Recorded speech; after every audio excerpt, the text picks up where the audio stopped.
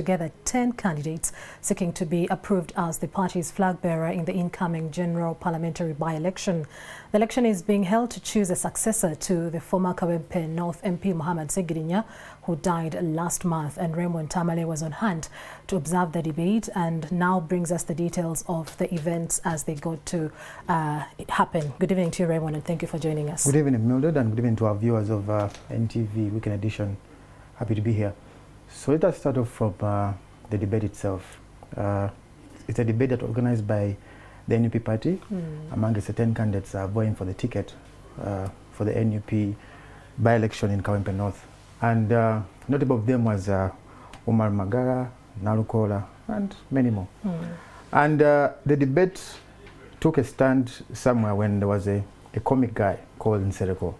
But away from that, the debate was about, first question was about basically about what they feel like is the issue for Kawempe North. And the candidates answered differently. Some of them talked about poverty, healthcare, and the rest of you.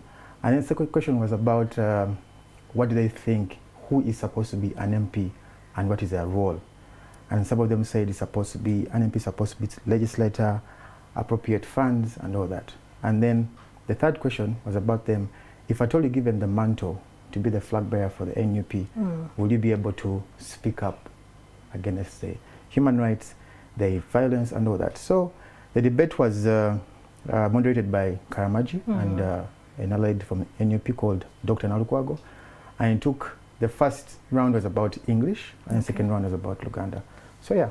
Okay, and still staying on that, given that this election is to replace the late Ssegirinya, how did his legacy influence the debate, and did any candidate seem to align whatever they had to talk about more closely with his political stance and approach? Yeah. If you're to remember how Mr. Updates used to do, you know, how he ran affairs at Kawempe North. Yeah.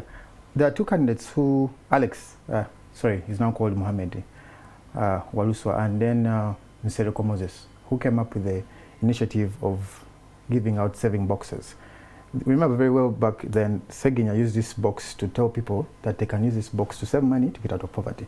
So these guys brought this same notion to the voters of Kawempe and said, you know, if you put us into this office as members of parliament, we shall do something about you getting out of poverty and all that. So yeah, two candidates are really looking forward to taking the legacy of Ssegirinya forward, but then also remember, you're in the time whereby people are looking for something that is better than Ssegirinya.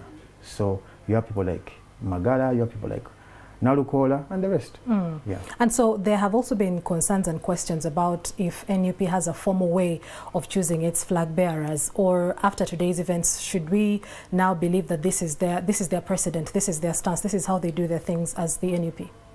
That's a tricky question, given the fact that I'm not a member of the NUP. But then I should answer from the perspective of a journalist. Yes.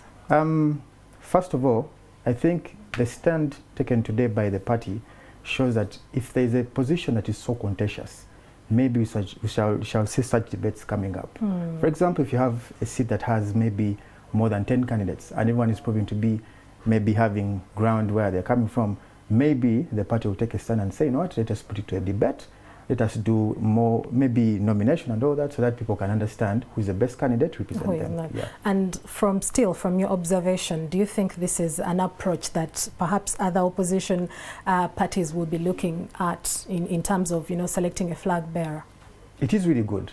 But the issue here you have is that the time that Electoral Commission gives the parties to nominate and all that is not enough for them to also have such debates going on for some time. Because remember, you have a time period that you're supposed to issue your candidates a card, and then they go back to the voters and, you know, campaign.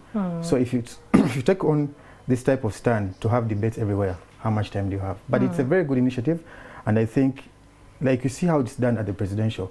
Maybe if there are cases whereby it can be done specially, maybe people can understand who the leaders are. Okay. Yeah. And so finally, what happens after today? Are we expecting further vetting, or was today's event decisive? So the vetting of today and the nomination, what they did yesterday, asking them questions, took 50%.